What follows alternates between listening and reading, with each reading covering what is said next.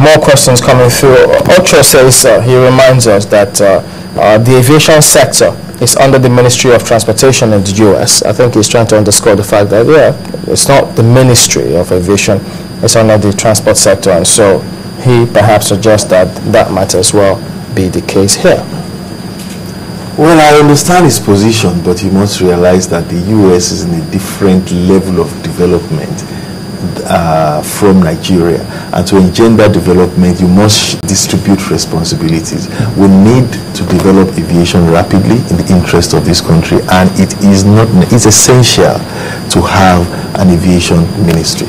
Your Stan says, why is it that as a customer you don't get compensated for flight delay by airlines, but you pay more when you miss your flight? Well, again, the Nigeria Civil Aviation regulations have takes a clear position on that, and the traveler or the passenger must make effort to educate himself. I mean, in life, this is a digital world. A lot of people are equipped with iPads and even telephones that are e-enabled, and all these regulations are there. And even if you are not e-enabled, if you go to any airport in Nigeria, the Nigeria Civil Aviation Authority has a desk for consumer protection that will inform you. But I must warn you that currently Nigerian travelers are not paying enough for air travel. Will there ever be any time where they'll pay enough? As a businessman, yes. There will be. Yes. Okay, but we are not yet there. But, I mean, have you compensated any passenger, I mean, your airline, without them resorting to the NCA for regulation, for instance? We don't wait for you to resort to the NCA in my airline. We do the Have you compensated any passenger at any point in time? Certainly. If we go by the rules, I mean, we don't negotiate with you. We just follow the rules. If you are delayed for, I think, 2 hours or so, you get a snack. A snack? Yes. Because you have really underpaid for your ticket. So really? Oh yes. So how then do you make up for it? Because if you say that passengers are not paying enough to even cover cost of travel, how do airlines meet up? They're not in a charity business, are they? No. When you see, it's not that they don't cover cost of travel, but the margin on air transport as of today is minute, and the passengers are asking for an arm and a leg. So if you want to enjoy more than basic air transport services, which are safe, then you must pay. Because most of people, what they do is that they compare the cost of traveling here and the cost of local travel anywhere else, say in the UK or in the US, and they believe that what we pay here is far more. No, it isn't. It really isn't. If you do your analysis properly, you'll find out that you are looking at the bottom line fares. Someone will tell you EasyJet charges you £6 for air travel, but on EasyJet you have no seat selection, you have no excess baggage, you are only allowed 5 kilos, you are only allowed 1 piece, and for every other thing you pay, even to go to talk to somebody to check in, and human assisted check-in, you pay. And this makes up for all that. So don't get, we should. Well, that's really bottom of the ladder, like £6. I mean, what really can you get for £6? Well, let's elevate it. Let's even say at £50. At £50, you fly nowhere, really. You fly nowhere. Try flying between London and Paris. Or London and Geneva, or London and Frankfurt, and see how much tickets was those £25. Those are last minute unreliable tickets.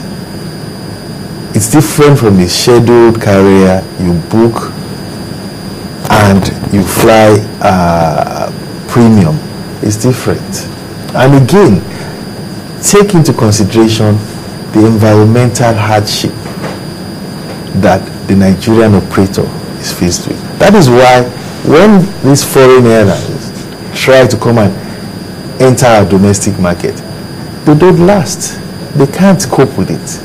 Really? And that's why we keep appealing to government that government must continue to upgrade our operating environment.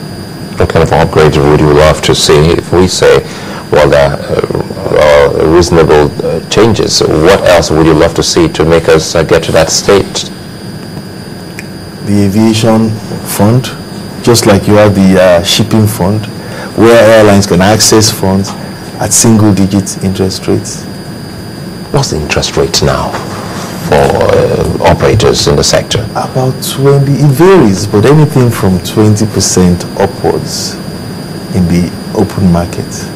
If they were to access funds at single-digit interest rates, how would that impact in the sector? Well, if you access fund at single-digit interest rate and long-term funds, you'll be able to make long-term investment. An aircraft is expected to operate for up to 30 years. So if you invest in a new aircraft today, the interest rates will make that business unprofitable, because it will outweigh any revenues, any income that you will earn. Is that why we don't have, do we really have brand new aircrafts in the fleet of most operators? No. And it is not necessary. What you need in any environment, safe aircraft. What would you term a safe aircraft? That meets airworthiness requirements. And how often do they do those checks? Nigeria has a punitive... because you talk about compliance level, sorry, that is why some people have actually gone out of business. So it looks to me that now we have a strict regulatory body that is overseeing operators now. Yes, we do. Now, there are different kind of checks you would have on an aircraft. And manufacturers, when a manufacturer makes an aircraft, he determines what the maintenance regime should be for that aircraft based on tests, and they get this approved by the major and experienced aviation countries. And here in Nigeria, we have even gone above what the manufacturer requires. We have gone above what the European and the US, who are the major operators of aircraft standards. We have gone above theirs by imposing calendar limits. So while an item or a component would have 3-4 years or 2,000 hours utilization, Nigeria will impose a 12-month or 18-month calendar. So the same piece of equipment, your contemporary in the US or in England would operate it for 24 months, 36 months. In Nigeria, maximum you will get will be 18 months. Well, in all of this, how does the ministry come in, Ministry of Aviation? Because we've looked at so many of these regulatory bodies, NCA specifically, and I'm sure some of these also falls within the purview of FAN. So what does the Ministry of Aviation do in the mix of all of this we've discussed? The Ministry of Aviation is a supervising ministry for aviation parastatals. The Ministry of Aviation actually deals with the policies. The vision comes from there. The commission comes from the agencies, while the civil aviation is responsible for the regulation. It's the NCAA. So they regulate everybody. You see, the focus in the past few years has been on airlines alone. But the NCAA is expected to regulate the airlines, the airspace agency, the airport authority, the training establishments, and any other aviation service provider comes under these regulations. And there are regulations for them.